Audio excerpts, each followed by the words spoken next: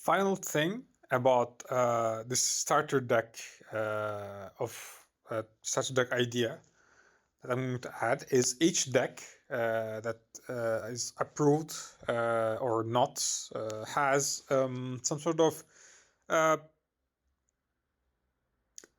first in order you could call it leader card. These are mostly or I think it's only monster cards are allowed. So be careful regarding that because think of it as a representative of your deck. It can be or should be, I don't know, hidden. Mostly it's out in the open. You could see. So consider that because consider cards as islands, so to speak, each island on a sea. However, they're not like there are no big chunks of land. Only minor islands that are like at least 500 islands on a sea. You could call it 5 million even. I don't care. So number is totally irrelevant. Each card is a island.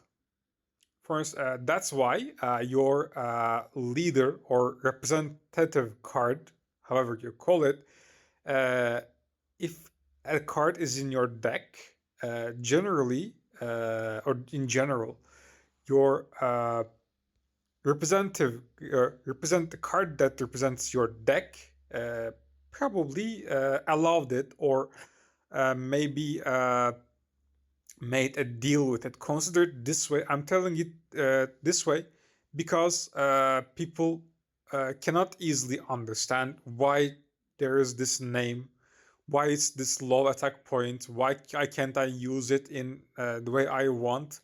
These are what you will hear mostly. These are for beginners mostly. However, in terms of advice, up to ultimate level can easily benefit as far as I'm concerned. So, for instance, if you make Shadow of Ghoul your representative card, you would suffer heavy penalty. Not because there is such a thing, because Shadow of Ghoul wants you to know how it operates. However, Shadow of Ghoul doesn't want you. Shadow of Ghoul wants specific individual or person or beings or people, whatever, however you name it, that has specific preferences. That's why you don't select it. If you use it as base, that's also included.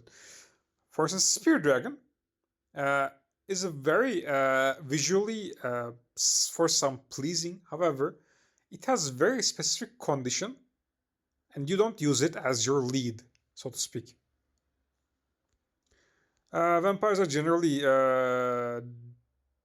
kick you out from everywhere you go. If you that's how you should consider it. However, if you feel some sort of what can I say? If you like things, consider. This is not Vampire Diaries. I have to say that this is like at least difficult level is very increased in terms of consider that. So what I'm going to say finally is that consider there is a ratio or there is ratio of monster, spell, and trap cards in each deck. This is initial recommended deck, 40 cards. As far as I'm concerned, 20 monster cards in total, 15 spell cards, 5 trap cards. This is recommended. However, if you say, I know what I'm doing, or I did my studies, or do just shut up. However, as I said, you could go with other spread. recommended is at least 20 monster or 21 monster cards is recommended. If you want a highly spell card based deck, I think 28 in total for spell and trap cards combined.